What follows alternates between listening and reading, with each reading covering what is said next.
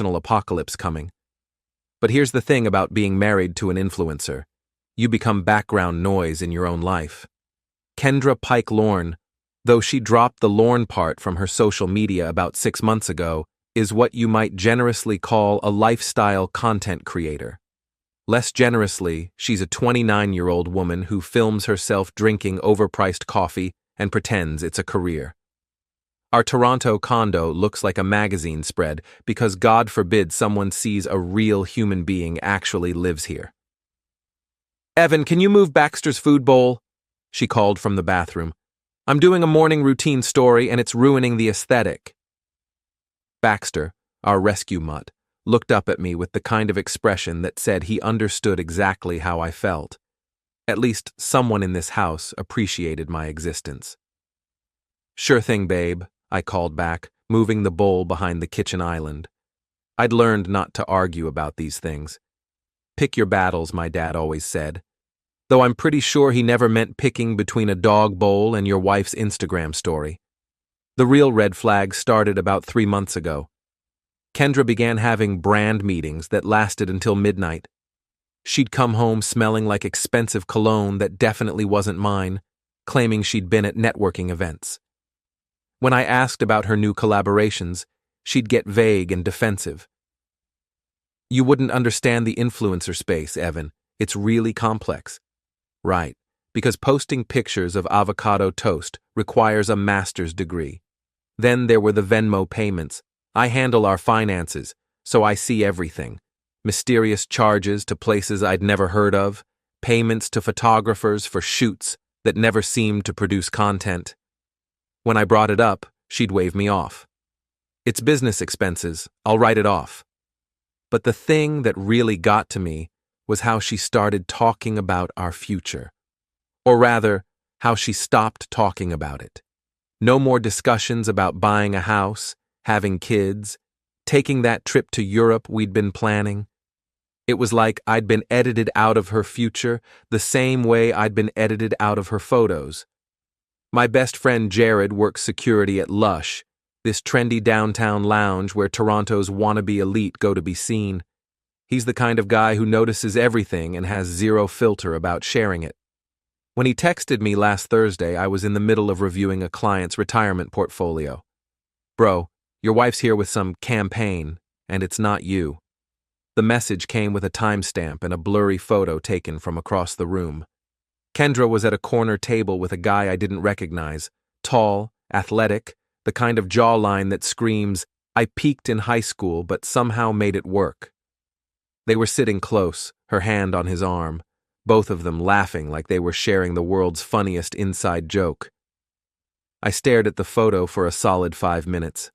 There was something about their body language that made my stomach drop.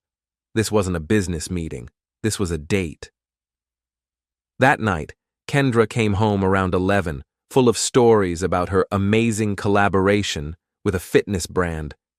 "His name's Troy Maddox," she said, hanging her coat in the closet. "He's got like 200,000 followers. This could really boost my health and wellness content." "Sounds great," I said, not looking up from my laptop. "What kind of collaboration?"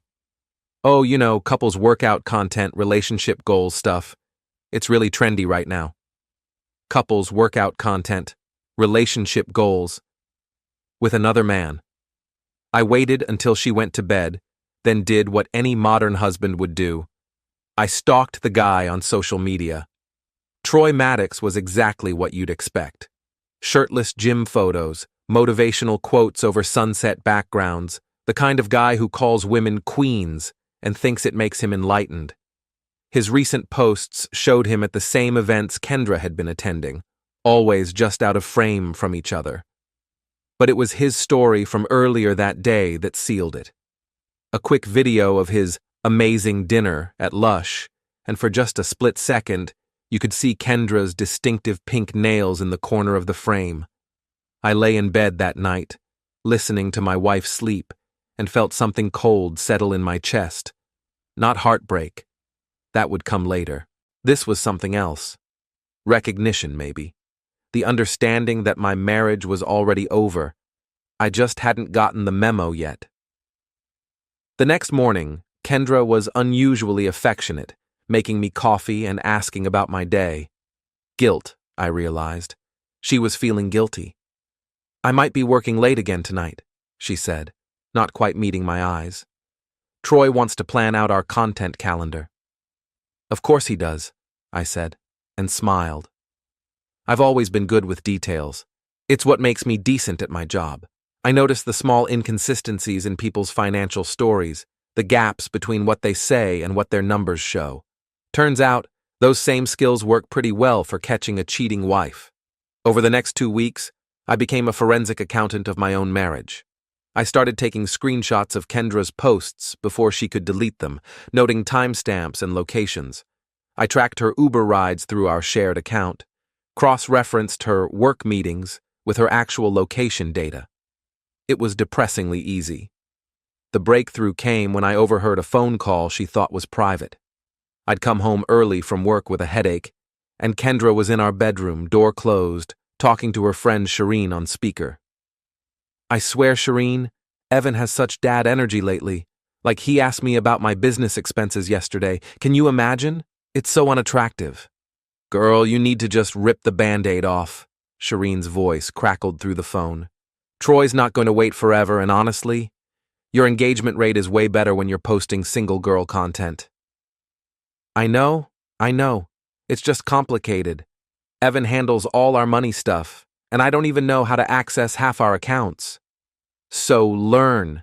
You're 29, not 12. Besides, once you and Troy go public, the brand deals are going to be insane. Couples content is huge right now. I stood in our hallway, holding my breath, listening to my wife plan my replacement like she was updating her content strategy. Which, I guess, she was. That weekend, Kendra announced she was going to a wellness retreat in Muskoka with some influencer friends. She'd be gone for 3 days, completely offline, reconnecting with nature and her authentic self. I helped her pack, even drove her to the train station, kissed her goodbye and told her to have fun. Then I drove straight to Jared's apartment. I need a favor, I told him, settling into his couch with a beer. And it might be illegal.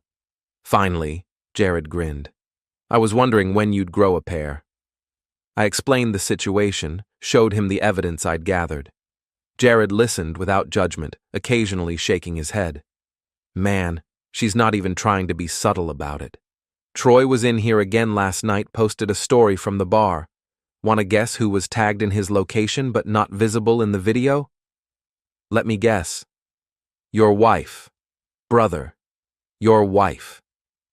We spent the next hour planning. Jared had connections throughout Toronto's nightlife scene, people who owed him favors or just liked gossip. By Sunday night, I had a complete timeline of Kendra and Troy's relationship, going back almost 2 months. Photos, videos, witness accounts from restaurant staff who remembered them because they kept asking for better lighting for their pictures. The most damning evidence came from Troy himself. The guy was so obsessed with documenting his life that he'd accidentally created a perfect record of his affair. Instagram stories, tagged locations, even a TikTok video, where you could clearly hear Kendra laughing in the background while he worked out shirtless in what was obviously a hotel room. But the real kicker was the brand collaboration Kendra thought she was being so secretive about. I did some digging into the company supposedly sponsoring their relationship content. Turns out, they had a strict morality clause in their influencer contracts. Adultery was grounds for immediate termination and financial penalties. When Kendra came back from her retreat, glowing and refreshed and full of stories about digital detoxing, I was ready. How was the retreat? I asked, helping her unpack. Amazing. So grounding. I really think I need to do more authentic content, you know? Less stage stuff, more real life. That sounds great. Hey, I saw the funniest thing while you were gone. Remember that fitness guy you're collaborating with? Troy? Her hands stilled on her suitcase. What about him? He posted this video from some hotel room, and I swear it sounded like you laughing in the background. Weird coincidence, right? Since you were at a retreat in Muskoka. The color drained from her face, but she recovered quickly. Oh, that's probably old content. You know how these guys batch their posts. Yeah, probably, I smiled. Although the timestamp said it was posted Saturday night. But like you said, probably just old content. That night, Kendra was unusually quiet. She kept checking her phone, typing and deleting messages. I pretended to read while watching her spiral. The next morning, I made my first move. I called the bank and explained that I suspected fraudulent activity on our joint accounts. Not technically a lie.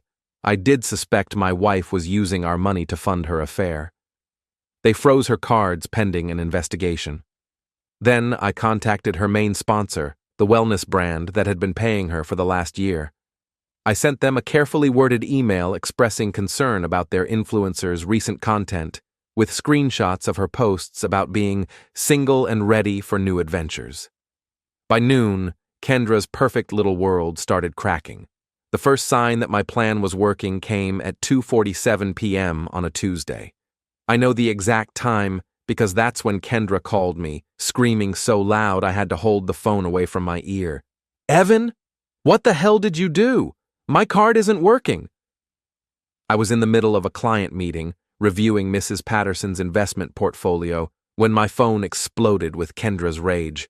I excused myself and stepped into the hallway. "What do you mean your card isn't working?" I asked, injecting just the right amount of concerned confusion into my voice. "I'm at Holt Renfrew trying to buy a jacket for Troy's event tonight, and my card got declined. It's humiliating." Troy's event. Not our event. Not a work thing. Troy's event. That's weird. Let me call the bank and see what's going on. Maybe there's a fraud alert or something. "Fix it, Evan. Now. I'm standing here like an idiot in front of the sales associate." "I'll handle it, babe. Don't worry."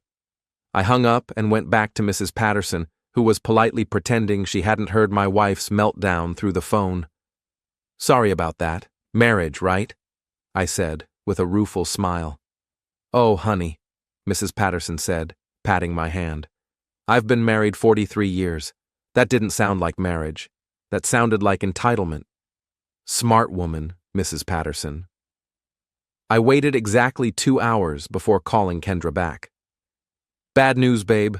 The bank flagged some suspicious activity on our accounts. They're doing a full investigation. Could take a few days." "What kind of suspicious activity?" "Unusual spending patterns, payments to vendors they can't verify. You know how paranoid they are about fraud these days." The silence on the other end was deafening. "How am I supposed to pay for anything?" "I can transfer some money to your personal account. How much do you need?" "I don't know. Like 2,000? I have that brand dinner tomorrow, and I need to look perfect." $2,000 for one dinner. For context, that's more than some of my clients spend on groceries in a month. "Sure thing, I'll transfer 500 for now, and we can see how long this investigation takes." 500? Evan? That won't even cover my hair appointment." "Well, maybe skip the hair appointment. You always look beautiful." I could practically hear her grinding her teeth through the phone. While Kendra was having her financial crisis, I was busy implementing phase 2 of my plan. I'd spent the weekend crafting the perfect email to her wellness brand sponsor, complete with screenshots and a timeline of her recent posts. The email was a masterpiece of concerned citizen journalism. "I hope this message finds you well. I'm a longtime follower of your brand and have noticed some concerning inconsistencies in your influencer Kendra Pike's recent content. As someone who values authenticity and family values, I thought you should be aware of some potential issues with her representation of your brand." I attached screenshots of her single girl era posts, her location tags that contradicted her stated whereabouts, and a few choice photos of her and Troy looking very much like a couple. Then I sent similar packages to 3 other brands she worked with. By Thursday, the dominoes started falling. Kendra's phone rang at 10 a.m. I was working from home, ostensibly focused on my laptop, but really watching her face as she took the call. "Hi, Hannah. What's up?" Kendra's voice was bright and cheerful. Hannah was her main contact at the wellness brand. I watched her expression change from confusion to panic, to barely controlled rage. "What do you mean, suspended? I don't understand. What photos? I haven't posted anything inappropriate." The call lasted 15 minutes, with Kendra's voice getting higher and more desperate with each exchange. When she finally hung up, she looked like she'd been slapped. "Everything okay?" I asked, not looking up from my screen. "My biggest sponsor just suspended my contract pending an investigation into my brand alignment." "That's terrible." "What kind of investigation?" "Someone sent them photos of me with Troy, claiming I was misrepresenting myself as single when I'm married." I looked up then, making sure my face showed the right amount of confusion and concern. "But you are married, to me." "I know that. But my content strategy has been focused on independence and self-discovery. It's not about relationship status, it's about empowerment." "Right. So you told them you're married, just exploring independence?" Another long pause. "It's complicated, Evan." That afternoon, while Kendra was at an emergency meeting with her manager, I made a call to Troy's modeling agency. I'd done my homework and discovered that Troy was represented by Elite Models Toronto, and they had very specific clauses about their models' public behavior. "Hi, I'm calling about one of your models, Troy Maddox. I have some information about his recent activities that might violate his contract terms." The receptionist transferred me to a manager named Rebecca, who listened with professional interest as I explained that Troy appeared to be involved in a public affair with a married woman, complete with social media documentation. "We take our model's public image very seriously," Rebecca said. "Can you send me what you have?" I sent her the same package I'd sent to Kendra's sponsors, plus a few additional photos Jared had taken at Lush showing Troy and Kendra in compromising positions. By Friday, Troy's agency had suspended him pending their own investigation. That weekend, Kendra barely spoke to me. She spent most of Saturday on the phone with Shireen, trying to figure out who could have sabotaged her career. I helpfully suggested it might have been a jealous competitor or maybe just bad luck. "These things happen in your industry, right? People are always trying to tear each other down." She looked at me with something approaching suspicion, but I'd been so supportive and helpful throughout her crisis that she couldn't quite make the connection. Sunday night, as we lay in bed, she finally broke. "Evan, I need to tell you something." "What's up?" "Troy and we've gotten close, maybe too close." I turned to face her, putting on my best concerned husband expression. "What do you mean, too close?" "We've been spending a lot of time together for work, and I think people might have gotten the wrong idea about our relationship." "What kind of wrong idea?" "That we're involved, romantically." I let the silence stretch just long enough to be uncomfortable. "Are you? Involved romantically?" "No, I mean, not really. It's complicated. There's been some flirtation, but nothing serious." "Flirtation. Evan, you have to understand. The influencer world is different. Everything is about creating content and building brands. Sometimes the lines get blurry." "So you've been flirting with another man for content?" "It's not like that." But she couldn't explain what it was like, because the truth was too ugly to say out loud. She'd been having an affair and planning to leave me, but now that both their careers were imploding, she needed me back. "I think we should take a break," I said quietly. "What?" "I think you need some space to figure out what you want. And I need some space to figure out if I can trust you again." "Evan, no. It's not what you think. I'll stay at Jared's for a while. We can talk when you're ready to be honest with me." I packed a bag and left that night. As I drove to Jared's apartment, my phone buzzed with increasingly frantic texts from Kendra, but I was done being her safety net. The real fun was just beginning. Moving in with Jared was like getting a front row seat to Toronto's gossip network. His apartment overlooked King Street, and between his job at Lush and his girlfriend Maya's connections in the fashion world, he knew everything about everyone in the city's influencer scene. "Bro, you're a legend," he said, handing me a beer as we watched the sunset from his balcony. Kendra's been calling everyone she knows, trying to figure out who snitched on her. She's convinced it's some jealous influencer. Good. Let her think that. Troy's been in the bar 3 times this week, drowning his sorrows. His agency dropped him completely yesterday.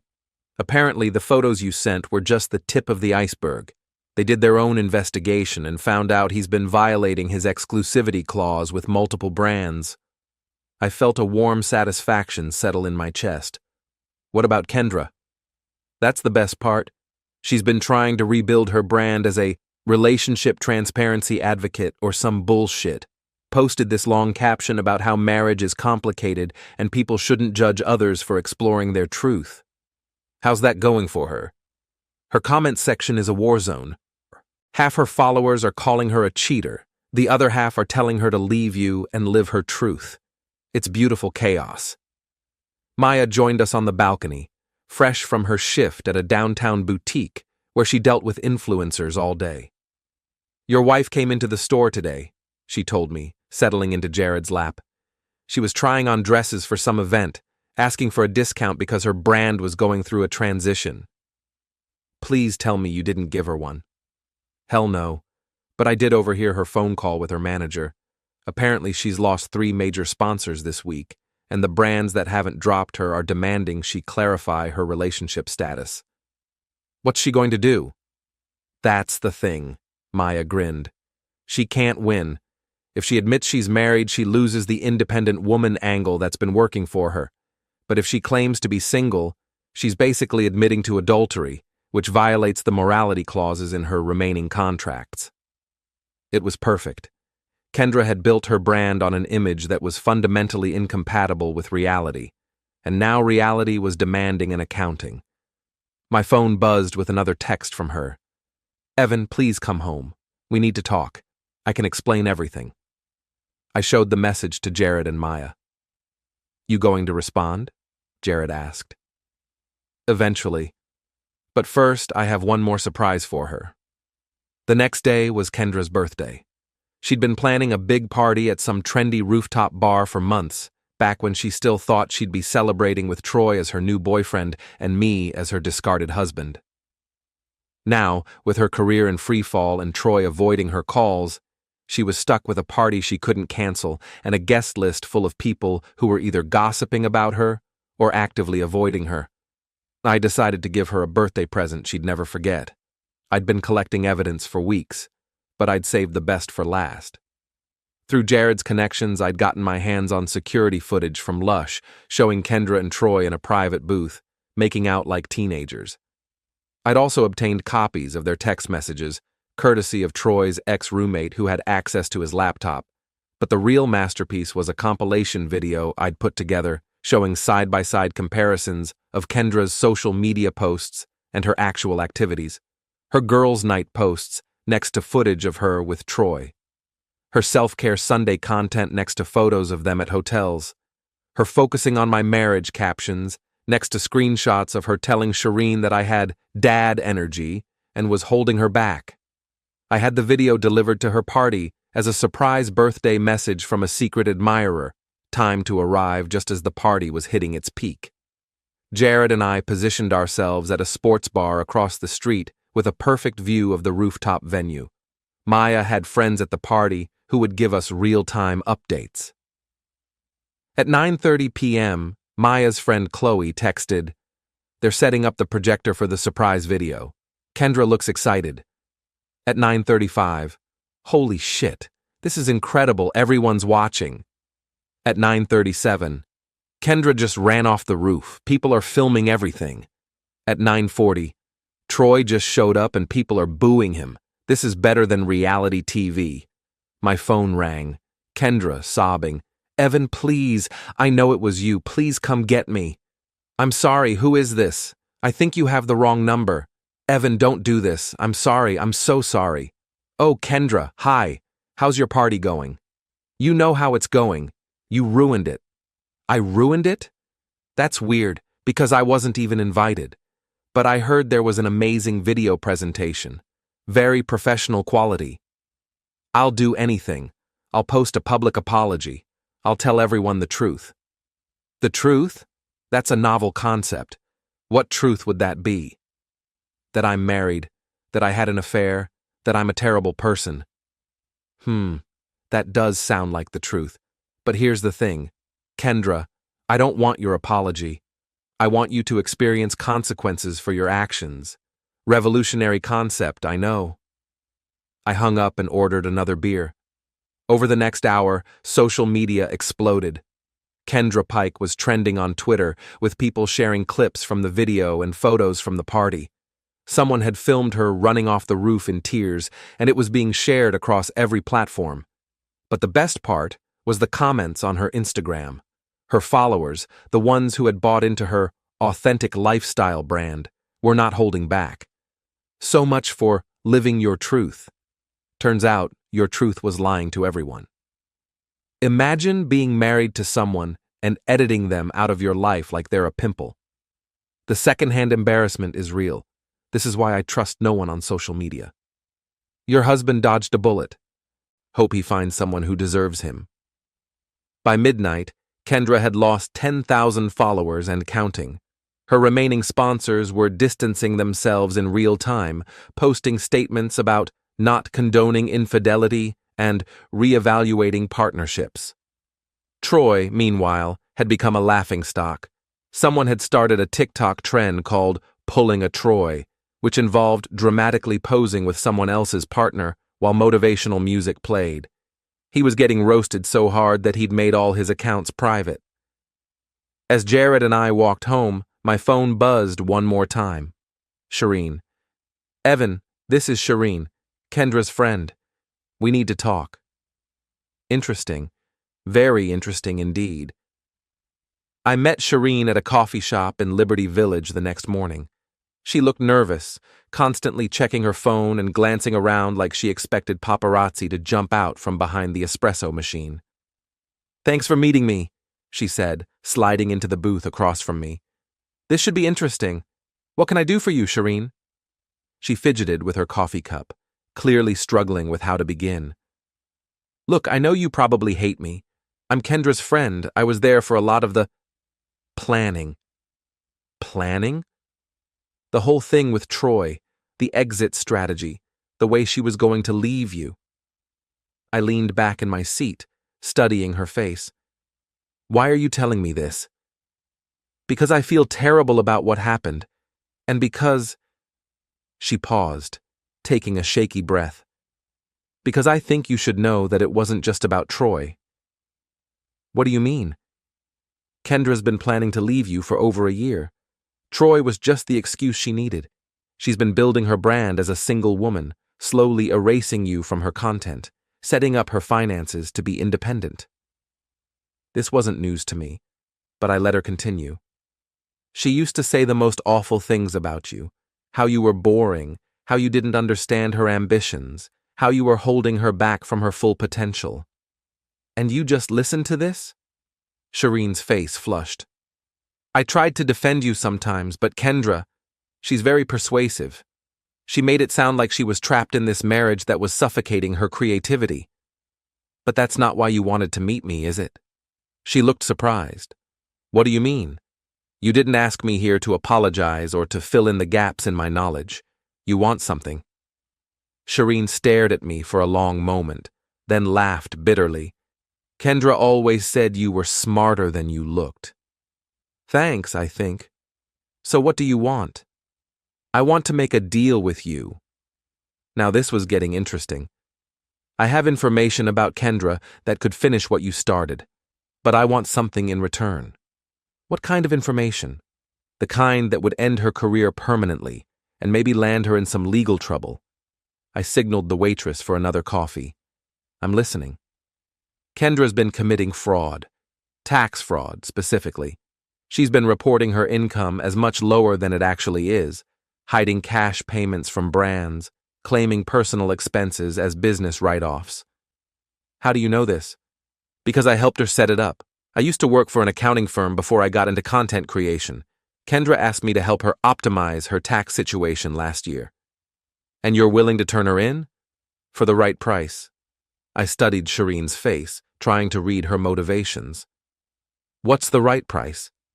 I want her follower base, her brand partnerships, her whole platform. You want to destroy your friend's career so you can steal it. She's not my friend. She never was. Do you know what she said about me last week? That I was a hanger-on who was jealous of her success. That I was probably the one who leaked her affair because I was bitter about my own failed relationships. The pieces clicked into place. You're the one who's been feeding me information. Shireen smiled for the first time since I'd arrived. Took you long enough to figure that out. The security footage from Jared, the text messages, the timeline of their relationship. All me. Well, me and a few other people who are tired of Kendra's bullshit. Why? Because she's a terrible person who's been coasting on other people's work for years. Do you know how many of her original posts are stolen content? How many of her brand deals she got by lying about her engagement rates? I had to admit, I was impressed. So this whole time, while I thought I was orchestrating her downfall, you were just the instrument. I was the conductor. And now you want to finish the job. I want to give you everything you need to destroy her completely. Financial records, email conversations where she admits to fraud, evidence of her stealing content from smaller creators. In exchange for what exactly? I can't just transfer her followers to you. No, but you can help me position myself as the whistleblower who exposed influencer fraud. I become the hero who stood up for authenticity and honesty in social media. I get book deals, speaking engagements, my own platform built on being the person who took down a fake influencer. It was diabolical and brilliant. What about the legal consequences for you? If you helped her commit fraud, I kept records of everything. Emails where I warned her about the legal risks, documentation showing that I advised against the fraudulent practices. I can prove I was coerced into helping her. Were you coerced? Does it matter? She's going down either way. The question is whether you want to be the one who delivers the final blow, or if you want to watch someone else get that satisfaction. I thought about it for exactly 30 seconds. Send me everything. That afternoon, I received a file folder that would have made the IRS weep with joy. Bank records showing unreported income of over $200,000. Email chains where Kendra discussed hiding payments from brands, screenshots of her claiming a vacation to Belize as a business expense when it was clearly personal travel. But the most damning evidence was a recorded phone call between Kendra and a tax preparation service, where she explicitly asked them to help her minimize her reported income through creative accounting. I spent the evening organizing everything into a comprehensive package. Then I sent it to 3 places: the Canada Revenue Agency, the Competition Bureau, and a financial crimes journalist at the Globe and Mail who specialized in influencer fraud. I also sent copies to every brand that still had contracts with Kendra, along with a note explaining that they might want to review their partnerships with someone who was under investigation for tax evasion. The story broke 2 days later. Influencer fraud, local content creator, under investigation for tax evasion and brand deception. The article was devastating. It detailed not just Kendra's financial crimes, but her pattern of stealing content, lying about engagement rates, and misrepresenting her lifestyle to sponsors. The journalist had done additional digging and found 3 other influencers who had similar stories about Kendra stealing their ideas and passing them off as her own. Within hours, every remaining brand partnership was terminated. Her Instagram account was flooded with comments from creators whose work she'd stolen, each post getting ratioed into oblivion. But the best part was the IRS investigation. Turns out, when you owe the government money and have been flaunting your lifestyle on social media, they take a very dim view of your creative accounting practices. My phone rang at 6 a.m. the day after the story broke. Evan. Kendra's voice was hollow, defeated. Good morning, Kendra. How are things? You know how things are. Actually, I don't. I've been staying off social media lately. Too much negativity, you know? They're going to audit me. The government. They're going to audit everything. That sounds stressful. I could go to jail, Evan. That would be unfortunate. Please, I know I hurt you, but this is bigger than our marriage. This could ruin my entire life. Your entire life? That's interesting phrasing. What about our life? The one you were planning to abandon for a fitness model with the personality of a protein shake? Silence. I never meant for it to go this far. Which part? The affair, the fraud, or the complete destruction of any respect I had for you as a human being? All of it. I was confused, and Troy made me feel, stop. Just stop. I don't care how Troy made you feel. I don't care about your confusion or your journey of self-discovery or whatever bullshit narrative you're trying to construct. Then what do you want? I want you to face the consequences of your actions. I want you to understand that choices have results, and sometimes those results suck. So you're just going to watch me lose everything? Kendra, you already lost everything. You lost it the moment you decided that our marriage was worth less than your Instagram engagement rate. Everything that's happening now is just the paperwork catching up. I hung up and blocked her number. 3 weeks later, I got a text from Jared. Bro, you need to see this. He sent me a link to Shireen's Instagram account. She'd just posted a video titled, How I Exposed My Toxic Friend's Fraud, a story of friendship, betrayal, and standing up for what's right. It had 500,000 views and counting. The comments were full of praise for Shireen's courage and integrity. Brands were already reaching out to her for partnerships. She'd gotten exactly what she wanted. I had to admire the artistry of it all. My divorce was finalized 2 months later. Kendra had to liquidate most of her assets to pay her tax debt and legal fees. The last I heard, she was working at a makeup counter in Yorkdale Mall, trying to rebuild her life away from social media. Troy had moved back in with his parents and was working as a personal trainer at a suburban gym. His modeling career was over, but he seemed to be doing okay. Sometimes people need to hit rock bottom to find out who they really are. As for me, I kept my job, kept my friends, and kept my dignity. I bought a small house in Leslieville, with a yard big enough for Baxter to run around. Started dating a veterinarian named Sarah, who thinks social media is mostly ridiculous and prefers reading books to taking selfies. Life is good. But the best part? The absolute best part happened 6 months after the divorce was final. I was at Lush with Jared, celebrating his promotion to head of security, when I saw a familiar figure at the bar, Kendra, looking tired and older than her 30 years, nursing a drink alone. She saw me and froze.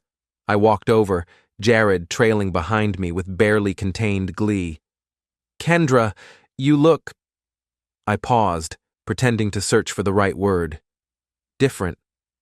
Evan, I didn't know you still came here. Oh, I don't usually, but tonight's special. Jared got promoted and we're celebrating. That's nice. Congratulations, Jared. Jared just nodded, clearly enjoying the awkwardness. How are you doing? I asked, and I actually meant it. I'm surviving, working, learning to live without the internet, which is harder than you'd think. I bet it is. Evan, I know this is probably pointless, but I want you to know that I'm sorry. Really sorry. Not just because everything fell apart, but because of how I treated you. You didn't deserve any of it. I looked at her for a long moment, this woman who had been my wife, who had shared my bed and my dreams and my Netflix password, who had thrown it all away for the validation of strangers on the internet. Thank you for saying that, I said finally. It means something. Does it mean enough for you to forgive me? Kendra, I forgave you months ago. Not because you deserved it, but because carrying that anger was exhausting. But forgiveness doesn't mean forgetting, and it doesn't mean we're friends. She nodded, tears starting to form in her eyes. I hope you find what you're looking for, I said. I really do, but I hope you find it by being honest with yourself and other people. I turned to leave, then paused. Oh, and Kendra, that video compilation from your birthday party? That wasn't me. Her face went white. What? I mean, I enjoyed it immensely, but I didn't make it. Might want to think about who your real friends were. I walked away, leaving her to process that final revelation. Outside, Jared was practically bouncing with excitement. Dude, that was ice cold. I'm so proud of you right now. Thanks, man. But honestly, I'm just tired of the whole thing, ready to move on. Fair enough. But admit it, that felt good. I thought about it as we walked to the car. Did it feel good? Seeing her broken down, stripped of the artificial life she'd built, forced to confront the reality of her choices.